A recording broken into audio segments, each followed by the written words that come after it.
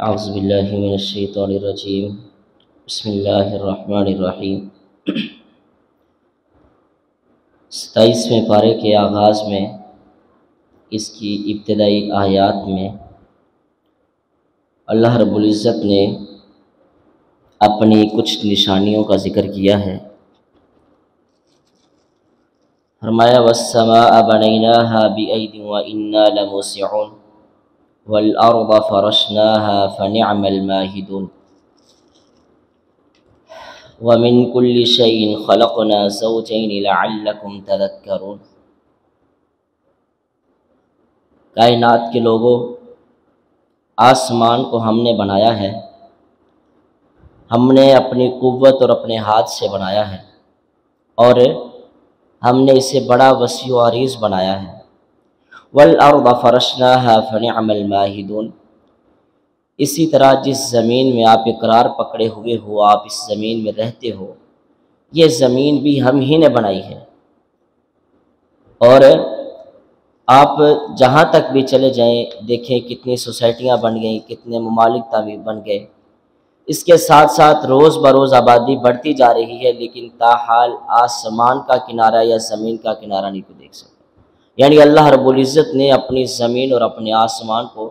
اس قدر وسعت کے ساتھ بنایا ہے، اور یہ بغیر کسی سہارے کے کھڑا کیا ہے۔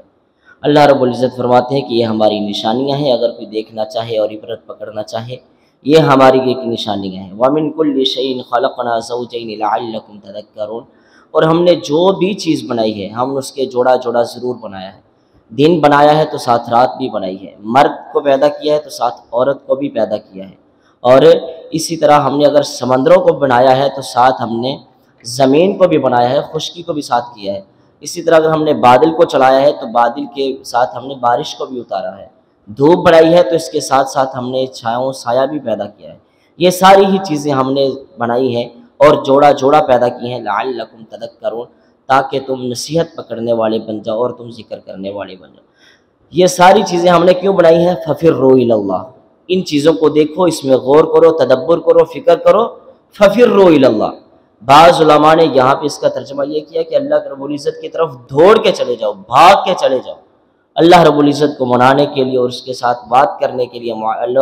اللہ رب العزت کی تعریفات کو سن کے دوڑتے ہوئے اس کے ساتھ محبت کے اظہار کے لیے چلے جاؤ۔ وَلَا تَجْعَلُوا مَعَ اللَّهِ إِلَٰهًا آخَرَ۔ اور یاد رہے اس دوڑ میں کبھی کسی کے ساتھ میں کسی کے سامنے شرک نہ کر لینا۔ یعنی تو آپ میری طرف رہے ہو، میری محبت میں آ رہے ہو، اور آتے آتے رستے میں کبھی کسی کو قبر کو دیکھ لیا، یا کسی نیک ولی کو، بزرگ کو دیکھ لیا، یا کسی نبی کو دیکھ لیا، آپ نے اس کی قبر پہ مجاور بن کے نہیں بیٹھنا، میرے علاوہ آپ نے کسی کو نہیں پکارنا۔ انی لکم منہ نذیر مبین، اور وذکر فإن الذکریٰ تنفع المؤمنین۔ ایمان والو، آپ اللہ رب العزت کا ذکر کرتے رہیں اور لوگوں کو بھی ذکر کرنے کی تلقین کریں۔ یہاں سے ذکر کا مطلب یہ ہے کہ آپ جو غیر مسلم ہیں انہیں آپ تنبیہ کرتے رہیں، اپنا پیغام پہنچاتے رہیں، آہستہ آہستہ، رفتہ رفتہ آپ اپنا پیغام پہنچاتے رہیں گے۔ جب پانی کا قطرہ ایک ہی جگہ پہ گرتا رہے، بار بار گرتا رہے، تو وہاں پہ سوراخ بن جاتا ہے۔ اسی طرح جب آپ پیار سے، محبت سے بار بار کسی کو اللہ رب العزت کے رستے کی طرف بلائیں گے تو اللہ رب العزت اس کے دل کو نرم کر دیں گے۔ آپ کو کیا فائدہ ہوگا؟ فرمایا تنفع المؤمنین۔ یہ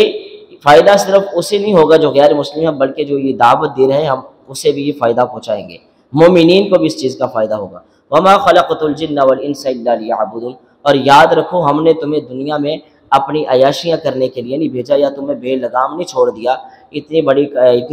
بڑی کائنات بنا کے، اتنا بڑا نظام بنا کے، آسمان بنائے، زمین بنائی، اور اس میں آپ کے آکسیجن کے لیے ہوا کا اہتمام کیا، بارش، چپائے، جانور، یہ ساری چیزیں ہم نے یوں ہی بیکار نہیں چھوڑ دی بنا کے، بلکہ ہم نے آپ کو ایک رستہ دیا ہے۔ وہ رستہ کیا دیا ہے؟ وما خلقت الجن والانس الا لیعبدون، تاکہ تم اس کی عبادت کرو، نہ کہ آپ لوگ اپنے سانسوں کو، اپنی زندگی کو دنیا کی لہو و لعب میں اور دنیا کی دیگر لغویات میں گزار کے آ جاؤ، بلکہ ان کا جائز اور صحیح استعمال کرتے ہوئے اللہ رب العزت کے رستے میں آؤ۔ اور جن اور انسانوں دونوں کو حکم دیا۔ یہاں پہ جن اور انسان دونوں کو خاص کرنے کی وجہ یہ ہے کہ باقی جتنی بھی چیزیں ہیں یہ ساری کی ساری اللہ رب العزت کے اختیار میں ہیں۔ ویسے تو جن اور انسان بھی ہیں، لیکن ان دو مخلوقات کو اللہ رب العزت نے کچھ اپنے اختیارات بھی دے رکھے ہیں۔ ان دو مخلوقات کے علاوہ کسی اور مخلوق کے پاس اختیار نہیں ہے کہ وہ اپنی مرضی سے کچھ کر سکے۔ انسان اور جنوں کو اپنے اپنے اختیارات دے رکھے ہیں، اس لیے اللہ رب العزت نے یہاں پہ جن اور انسانوں کو بطور تمہید اور بطور خاص ذکر کیا ہے۔ اس کے بعد اللہ رب العزت فرماتے ہیں فَذَكِّرْ فَمَا أَنْتَ بِنِعْمَةِ رَبِّكَ بِكَاهِنٍ وَلَا مجنون ام یقولون شاعر نتربص بہ ریب المنون۔ اے ہمارے پاک پیغمبر، آپ اللہ رب العزت کا شکر ادا کرتے رہیں، اس کا ذکر کرتے رہیں، اس کی نعمتوں کا ذکر کرتے رہیں۔ یہ جو آپ کو کافر مشرکین یہود و نصارہ صلیب بھی آپ کو مجنون بھی کہتے ہیں، کاہن بھی کہتے ہیں، پاگل بھی کہتے ہیں اور ٹیوے لگانے والا بھی کہتے ہیں، آپ ان کی پرواہ نہ کریں چونکہ ہمیں ان کی پرواہ نہیں ہے۔ ام یقولون شاعر نتربص بہ ریب المنون، یہ آپ کو شاعر کہتے ہیں کہ یہ جو قرآن پڑھتا ہے یہ قرآن منزل من اللہ نہیں ہے بلکہ یہ کسی کا شعر ہے یا یہ اپنی طرف سے اشعار کہتا ہے، تو آپ ان کی فکر نہ کریں، یہ ہم خود ہی دیکھ لیں گے۔ قل تربصوا فإنی معکم من المتربصین، آپ ان سے کہہ دیں کہ آپ بھی انتظار کریں، جو آپ کہتے ہیں کہ اگر یہ شعر ہے تو ان قریب پتہ چل جائے گا، اگر یہ شعر نہیں ہے، اشعار نہیں ہے، منزل من اللہ ہے، تو تب بھی اللہ رب العزت اپنی کوئی نشانی بھیج کے پھر بھی آپ کو پتہ چل جائے گا، لہٰذا میں بھی انتظار کرتا ہوں، آپ بھی انتظار کرنے والے بن جائیں۔ ام تأمرهم احلامهم بهذا ام هم قوم طاغون ام یقولون تقولہ بل لا یؤمنون، بلا شبہ وہ جو اپنی زبانوں سے بکتی ہیں اور اپنی زبانوں سے لغویات آپ کے لیے ذکر کرتی ہیں اور قرآن کو آپ کی طرف منسوب کر دیتے ہیں، اللہ رب العزت کا کلام نہیں مانتے، تو یہ ان کے منہوں کی باتیں، آپ ان کی باتوں پہ یقین نہ کریں، بلکہ وہ ایمان ہی نہیں لائیں گے چونکہ ان کے دل ایمان لانے والے ہی نہیں ہیں۔ فَلْيَأْتُوا بِحَدِيثٍ مِثْلِهِ إِن كَانُوا صَادِقِينَ، اچھا آپ ان سے کہو کہ اگر یہ منزل من اللہ نہیں ہے، میرے ہی اشعار ہیں، تو آپ بھی اہل عرب ہو، آپ بھی قریش والے ہو، تو پھر آپ اپنی طرف سے اسی طرح کے چاندے کا شعر بنا کے لیں۔ اگر آپ شاعر مجھے کہتے ہو، اسی بات پہ آ جاتے ہیں، اس کلام کے ذریعے آپ بھی کوئی اپنی طرف سے کوئی کلام لے کے ہو جو اس کے پائے کا ہو، جو اس کے برابر کا ہو، اگر آپ لوگ سچے ہو۔ ام خلقوا من غیر شیء ام هم الخالقون، کیا یہ گمان کرتے ہیں کہ یہ بغیر کسی چیز کے پیدا ہو گئے، بغیر کسی وسیلے کے پیدا ہو گئے، یا ام هم الخالقون، یا خود بخود پیدا کر دیے گئے، خود ہی انہوں نے اپنے آپ کو بنا لیا ہے؟ نہ یہ خود بنے ہیں، خود بخود بنائے گئے ہیں، اور نہ ہی یہ بغیر کسی وسیلے کے پیدا کیے گئے ہیں، بلکہ اللہ رب العزت نے ایک بڑا منظم اور باحیا نظام قائم کیا ہوا ہے کہ مرد اور عورت کے نکاح کے بعد ان میں اختلاط ہوتا ہے اور ان میں عہد و پیمان کے بعد ان میں مباشرت ہوتی ہے، پھر اس میں سے جو ایک پانی کا قطرہ ٹپکایا جاتا ہے وہ اس کے ماں کے رحم میں جاتا ہے، وہاں پہ اس کی پرورش کرتے ہیں، پھر انسان کے یہ ایک مراحل کے بعد دنیا میں آتا ہے، جب یہ بغیر کسی وسیلے کے نہیں بنا اور خود بخود نہیں بنا تو پھر یہ کیوں اس قدر کرتا ہے؟ ام خلق السماوات والارض بل لا یوقنون، یاد رکھو، کیا یہ ہمیں بھی بتاؤ کہ کیا آسمان یا زمین انہوں نے بنائے ہیں؟ بلکہ وہ اس پہ بات پہ یقین نہیں کرتے۔ ام عندهم خزائن ربک ام هم المسیطرون ام لهم سلم یستمعون فیہ فلیأت مستمعهم بسلطان مبین، کئی ایک باتیں اس میں ذکر ہو رہی ہیں۔ اللہ رب العزت بارہا مختلف طریقوں سے اپنی وحدانیت اور اپنی ربوبیت کا اقرار ان سے کروانا چاہ رہے ہیں اور انہیں نشانیاں دکھا رہے ہیں۔ ام لہ البنات ولکم البنون، اپنے لیے تو یہ بیٹے پسند کر لیتے ہیں اور ہمارے لیے یہ بیٹیاں پسند کر لیتے ہیں، انہیں کس طرح معلوم ہوا کہ یہ ساری چیزیں ہم نے اپنے لیے بیٹیاں رکھی ہوئی ہیں؟ اس کے بعد سورہ نجم کے آغاز میں اللہ رب العزت یہ فرماتے ہیں وما ينطق عن الهوى ان هو الا وحی یوحی، ہمارے پاک پیغمبر علیہ الصلوۃ والسلام اپنی مرضی سے کسی بھی قسم کا کوئی کلام نہیں کرتے،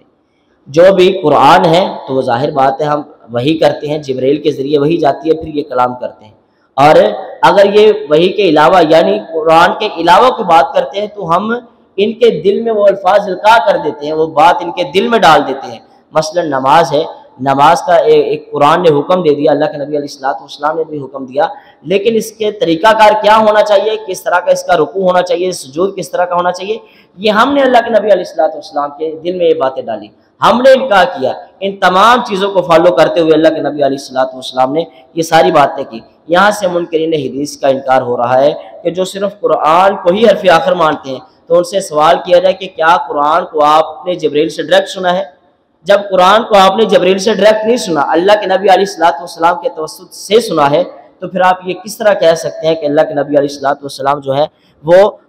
وحی کے بغیر بات کرتے ہیں، اللہ کے نبی علیہ الصلوۃ والسلام پہ وحی نازل نہیں ہوتی۔ اسی طرح اللہ رب العزت یہ فرماتے ہیں وَلَقَدْ رَآهُ نَزْلَةً أُخْرَىٰ عِندَ سِدْرَةِ الْمُنتَهَىٰ عِندَهَا جَنَّةُ الْمَأْوَىٰ، یعنی کہ اللہ کے نبی علیہ الصلوۃ والسلام نے دوسری مرتبہ دیکھا۔ یہاں سے کچھ لوگ یہ کہتے ہیں کہ نبی علیہ الصلوۃ والسلام نے اللہ رب العزت کو 2 مرتبہ دیکھا ہے، جبکہ سیدہ عائشہ صدیقہ رضی اللہ تعالیٰ عنہ کی روایت سے صاف یہ ظاہر ہے، سیدہ عائشہ فرماتی ہیں کہ اس بندے نے جھوٹ اور بہتان باندھا ہے اللہ کے نبی علیہ الصلوۃ والسلام پہ، اور اللہ رب العزت پہ بہتان لگایا ہے، اللہ کے نبی علیہ الصلوۃ والسلام نے اللہ کو ایک مرتبہ بھی نہیں دیکھا، بلکہ یہاں پہ ذکر سیدنا جبریل علیہ الصلوۃ والسلام کا۔ اصلی حالت میں جو ان کا صحیح مقام و مرتبہ یا ان کی جو صحیح شکل و صورت ہے، اس صورتحال میں نبی علیہ الصلوۃ والسلام نے سیدنا جبریل علیہ الصلوۃ والسلام کو 2 مرتبہ دیکھا، ایک تو معراج کی رات دیکھا ہے، اور دوسرا جب سدرۃ المنتہا کے قریب تھے، یعنی کہ یہ بھی معراج کی رات ہی ہے، تب دیکھا، اور اس کے علاوہ بھی ایک مرتبہ اللہ کے نبی علیہ الصلوۃ والسلام نے سیدنا جبریل علیہ الصلوۃ والسلام کو دیکھا تھا۔ اس کے بعد سورۃ القمر کے آغاز میں اللہ رب العزت فرماتے ہیں اقتربت الساعۃ وانشق القمر، مومنو اے لوگوں قیامت بالکل قریب ہے اور چاند پھٹ چکا ہے۔ یہاں سے چاند پھٹنے کا مطلب یہ ہے، ایک تو وہ واقعہ کہ جس طرح معروف ہے، اللہ کے نبی علیہ الصلوۃ والسلام کو لوگوں نے کہا کہ آپ ہمیں کوئی نشانی دکھائیں، تو اللہ کے نبی علیہ الصلوۃ والسلام نے چاند کی طرف دیکھا تو چاند 2 ٹکڑے ہو گیا۔ صحیح جو روایات ہیں وہاں سے اشارہ کرنے کے الفاظ نہیں ملتے کہ اللہ کے نبی نے اس طرح انگلی سے اشارہ کیا اور چاند پھر ٹکڑے ہوا، اس طرح کے الفاظ صحیح روایات سے نہیں ملتے۔ یہ ہمارے کچھ مواعظین ہیں جنہوں نے یہ باتیں معروف کر دی، جبکہ اللہ کے نبی علیہ الصلوۃ والسلام سے انہوں نے کہا کہ آپ ہمیں کوئی نشانی دکھائیں پھر ہم اقرار کریں گے۔ جب چاند پھٹ گیا تو یہ کہنے لگے سحر مستمر، یہ تو واضح کوئی جادوگر ہے، یہ کوئی اللہ کا نبی نہیں ہے، یہ تو ہم نے جو اسے کہہ دیا اس نے وہ فوری پورا کر کے دے دیا۔ اور دوسرا یہاں سے مطلب یہ ہے کہ جس طرح ہم کہتے ہیں کہ مثلا کسی کو کسی کام کے لیے بھیجا ہو اور وہ 15-20 منٹ لگا دے تو ہم غصے میں آ کے کہہ دیتے ہیں کہ ادھر کا یہاں گھنٹہ لگا دیتا ہے، ہم یہ گھنٹہ کہتے ہیں، گھنٹے کا الفاظ بول دیتے ہیں، بس اوقات اس سے تجاوز کر دیتے ہیں۔ تو اسی طرح یہاں پہ ایک تشبیہ دی گئی ہے کہ قیامت تو بالکل قریب ہے، جب چاند پھٹ جائے گا، آسمان اور سورج ساری کی ساری چیزیں اللہ رب العزت کی لپیٹ میں آ جائیں گی، اس کی مٹھی میں آ جائیں گی، اور قیامت سے قریب میں نے پیچھے بھی ذکر کیا تھا سورۃ الانبیاء کے آغاز میں غالباً کہ قیامت کا مطلب یہ ہے کہ اللہ کے نبی علیہ الصلوۃ والسلام کے بعد اب چونکہ کوئی نبی نہیں آنا، قرآن کے بعد کوئی دوبارہ کتاب آسمان سے نازل نہیں ہونی، تو اس کے بعد ڈائریکٹ قیامت ہی آنی ہے۔ دنیا کا اور زندگی کا جو اول حصہ تھا وہ سیدنا آدم علیہ الصلوۃ والسلام سے ان کا آغاز ہوا تھا، اور جو درمیان والا حصہ تھا وہ جو دیگر انبیاء ہیں ان کے لیے تھا، اور یہ اب دنیا اپنے اختتام کی طرف جا رہی ہے، یعنی اب ہم قیامت کے قریب چلے گئے۔ نبی علیہ الصلوۃ والسلام نے فرمایا انا بعثت والساعۃ، میں اور قیامت کا احاطہ، یہ 2 انگلیوں کی طرح ہے، جس طرح یہ 2 انگلیاں برابر ہیں اور 2 انگلیاں ساتھ ساتھ ملی ہوئی ہیں، میں اور قیامت ہم دونوں اس طرح اکٹھے بھیج دیے گئے، یعنی میرے بعد قیامت اس قدر قریب آ چکی ہے کہ جس کا آپ اندازہ نہیں لگا سکتے۔ اللہ رب العزت فرماتے ہیں لوگوں وَلَقَدْ يَسَّرْنَا الْقُرْآنَ لِلذِّكْرِ فَهَلْ مِن مُدَّكِرٍ، کہ آپ لوگوں کے لیے ہم نے قرآن کو، اپنے ذکر کو بالکل آسان کر دیا، آپ اس میں غور و فکر کریں، تدبر کریں۔ بعض جاہل لوگ یہ کہتے ہیں کہ جی جب تک 29 علوم نہ ہو یا 19 علوم نہ ہو، 20 علوم نہ ہو، تب تک قرآن کو نہیں پڑھ سکتا ہے۔ یہ انسان اگر علوم سیکھنا شروع کر دے، علوم سیکھتا وہ دنیا سے چلا جائے گا، پھر قرآن کو نہیں سمجھ سکتا۔ وہ قرآن کو سمجھنے کے لیے ہم نے بڑا ہی آسان بنایا ہے، اور بعض جو ہمارے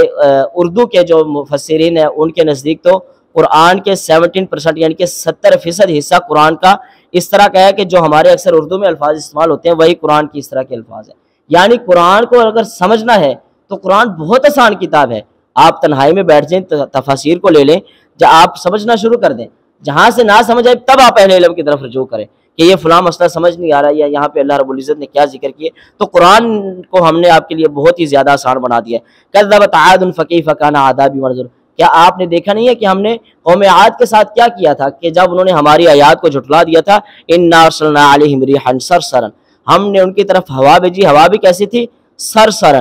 تیز آندھی ہم نے بھیجی، کالی آندھی ہم نے ان کی طرف بھیج دی، یعنی کہ طوفان بھیج دیا۔ فی یوم نحس مستمر، وہ دن کس طرح تھا ان کے لیے؟ وہ دن گویا کہ ان کے لیے نحوست والا دن تھا، اس سے برا اور بھیانک دن ان کے لیے نہیں آیا۔ اور اس دن کی کیفیت کیا تھی؟ تنزع الناس، ہم نے لوگوں کو اکھاڑ کے باہر پھینک دیا، یعنی کہ آگے اللہ رب العزت فرماتے ہیں کأنہم اعجاز نخل منقعر، لوگوں کو کس طرح اکھاڑ کے باہر پھینکا؟ جس طرح کھجور کا تنا اکھڑ جائے، ٹوٹ جائے، یعنی کہ بڑا مضبوط ہوتا ہے کھجور کا تنا، جب یہ اکھڑ سکتا ہے تو انسان کی پھر کیا حیثیت ہے۔ ہم نے انسانوں کو اس طرح بالکل صفحہ ہستی سے مٹا دیا، وہ جو خاص قوم تھی۔ پھر اللہ رب العزت آگے پوچھنے کے لیے، ان کی تسلی کے لیے پوچھتے ہیں فَكَيْفَ كَانَ عَذَابِي وَنُذُرِ، اب ہمارے عذاب کا پتہ چل گیا نا، ہم نے کس طرح ان کے ساتھ کیا رویہ کیا جنہوں نے ہماری آیات کو جھٹلا دیا، کہ آپ اس کے بعد بھی اس طرح کے کام کرنے کے لیے تیار ہیں۔ سورۃ الرحمن کے حوالے سے ایک بات بڑی معروف کی جاتی ہے کہ جس طرح عورت کے لیے اللہ رب العزت نے دلہا انسان کو مقرر کیا، اور اسی طرح جنتی حوروں کے لیے دلہا انسان کو بنایا ہے، تو اسی طرح یہ سورۃ الرحمن جو ہے یہ قرآن کریم کا دلہا ہے، یہ کسی بھی صحیح حدیث سے ثابت نہیں ہے، بلکہ یہ ضعیف روایات میں سے یہ چیز شامل ہو سکتی ہے، صحیح حدیث سے یہ بالکل ثابت نہیں ہے۔ دیگر اس کے کہ ایک چیزیں اس میں موجود ہیں۔ اللہ رب العزت نے اس میں اپنے عذاب کا ذکر بھی کیا ہے، اپنے انعامات کا ذکر بھی کیا ہے، اپنے پاکیزہ اور نیک مطہر بندوں کا ذکر بھی کیا ہے، اور اس میں اللہ رب العزت نے مسلمانوں کے لیے کی ایک نشانیوں کا ذکر بھی کیا ہے کہ لوگوں آپ کسی طریقے سے ہماری طرف آ جائیں۔ اور اس میں سے اللہ رب العزت نے یہ بھی اعلان فرمایا، یا معشر الجن والانس ان استطعتم ان تنفذوا من اقطار السماوات والارض فانفذوا لا تنفذون الا بسلطان۔ جن اور انسانوں کو میں نے جس طرح پیچھے ذکر کیا کہ دوبارہ پھر کیوں خاص کیا کہ یہ دو قومیں اس طرح کی ہیں، یہ دو مخلوقات اس طرح کی ہیں کہ کچھ نہ کچھ اختیارات ہم نے انسانوں کو بھی دے رکھے ہیں، جنوں کو بھی دے رکھے ہیں، تاکہ یہ پتہ تو چلے یہ سرکش ہے یا واقعی ہمارے مطیع اور فرما بردار ہیں، پتہ تو چلے یہ واقعی ہماری باتوں پہ عمل کرنے والے ہیں یا نہیں ہیں۔ ان سے کہا گیا کہ آپ دنیا جہان میں پھیل جاؤ، کہاں تک پھیل سکتے ہو، آپ جدھر مرضی چلے جاؤ۔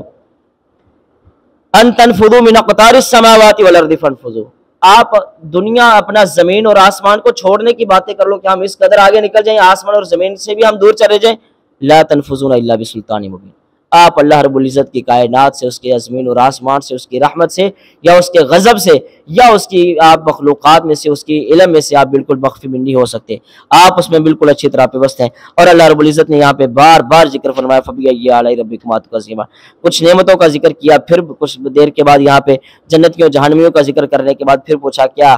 یہ آپ ہماری نعمتوں کو شمار نہیں کر سکتے کتنی ہم نے آپ کے اوپر نعمتیں عطا کی ہیں۔ سورۃ الواقعہ میں بھی اللہ رب العزت نے قیامت کی ہولناکیوں کو بالتفصیل ذکر فرمایا ہے، یہاں پہ جنتیوں کا ذکر فرمایا اور جنتیوں کا پھر جو آپس میں ان کی کلام ہوگی، آپس میں ان کی گفتگو ہوگی اس کا بھی ذکر فرمایا، اور اسی طرح جہنمیوں کا بھی ذکر فرمایا کہ جہنمی اپنا نامہ اعمال و اصحاب الشمال ما اصحاب الشمال، اپنا نامہ اعمال بائیں ہاتھ میں لے کے آ رہے ہوں گے، اور فی سموم و حمیم وظل من یحموم، اور ہم اس دن ان کے لیے کالے بادل ان پہ چھائے ہوئے ہوں گے، کالے بادلوں کی طرح وہ ہوں گے، انہیں پتہ نہیں چل رہا ہوگا ہم نے کیا کرنا ہے کیا نہیں کرنا، لا بارد ولا کریم، اس دن ان کے لیے کسی بھی قسم کی کوئی عزت نہیں ہوگی بلکہ سارے کا سارا نقصان ہی ہوگا، خسارہ ہی ہوگا۔ انہم کانوا قبل ذلک مترفین وکانوا یصرون علی الحنث العظیم وکانوا یقولون اذا متنا وکنا ترابا وعظاما انا لمبعوثون، یہ وہ لوگ ہیں جو کہا کرتے تھے کہ مرنے کے بعد بھی ہم دوبارہ اٹھائے جائیں گے، جب ہماری ہڈیاں بسیدہ ہو جائیں گی، انسان گل سڑ جائے گا قبر میں، کیا اس کے بعد بھی ہم اٹھائے جائیں گے؟ اللہ رب العزت فرماتے ہیں کہ یہ وہ لوگ ہیں،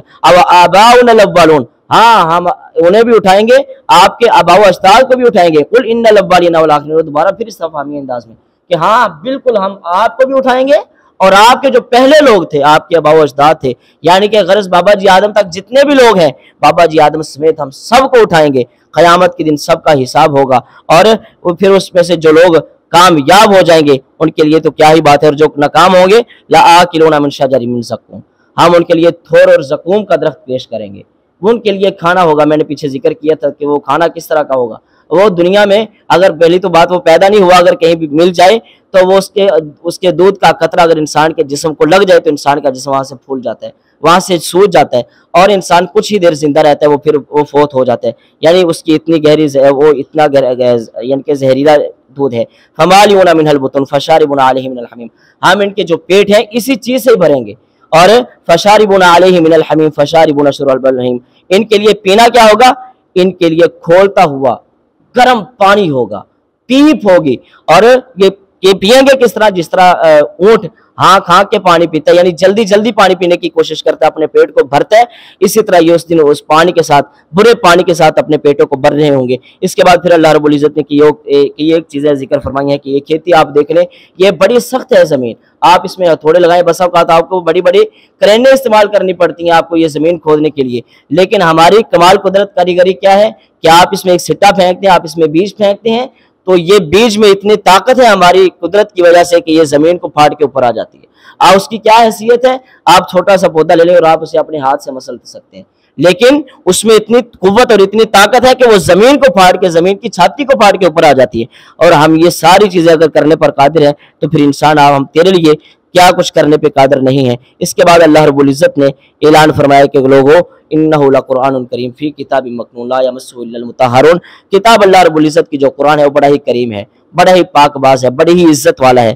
اور بڑا ہی مکرم ہے، لا یمسہ الا المطہرون، آپ اسے ناپاکی کی حالت میں نہ چھوا کریں، آپ اسے جب بیدار ہوں یا آپ پہ غسل واجب ہو اس حالت پہ آپ اسے نہ چھوا کریں۔ یہاں پہ بعض لوگوں کا اختلاف ہے کہ جو حفاظ ہیں وہ پڑھ سکتے ہیں نہیں پڑھ سکتے، بعض نے تو بڑے سخت فتاوی جات صادر کیے ہیں کہ جب انسان پہ غسل واجب ہو، اس طرح کے معاملات ہو تو بالکل نہیں پڑھ سکتا، جبکہ قرآن کو چھونے کا یہاں پہ مسئلہ ہے، لا یمسہ، اللہ رب العزت نے لفظ مسو استعمال کیا ہے کہ اسے چھونا نہیں ہے۔ اس کا مطلب یہ ہے کہ اگر انسان چھوے نہ تو اگر وہ حافظ ہے تو وہ قرآن پڑھ سکتا ہے، زبانی قرآن سے پڑھ سکتا ہے، اس چیز سے یہ استدلال کیا جا سکتا ہے۔ اس کے بعد اللہ رب العزت نے سورۃ الحدید کے آغاز میں پھر اپنی بادشاہت کے متعلق اعلان فرمایا، زمین آسمان کو کی نشانیوں کا اعلان فرمایا، پھر یہ بھی کہا کہ ہم نے ہی زندہ کیا، ہم نے ہی مارا، هو الاول والآخر والظاہر والباطن، ہم ہی سب سے پہلے ہیں اور سب سے آخر پہ بھی ہم ہی ہوں گے، والظاہر والباطن، ہم ہی سب کے سامنے ظاہر ہے، اور جو آپ کے معاملات پشیدہ ہیں ان سب کی تدبیر جو بھی ہے یہ سارے معاملات ہمارے ہی سپرد ہیں۔ سابقوا الی مغفرۃ من ربکم وجنۃ عرضھا کعرض السماء والارض،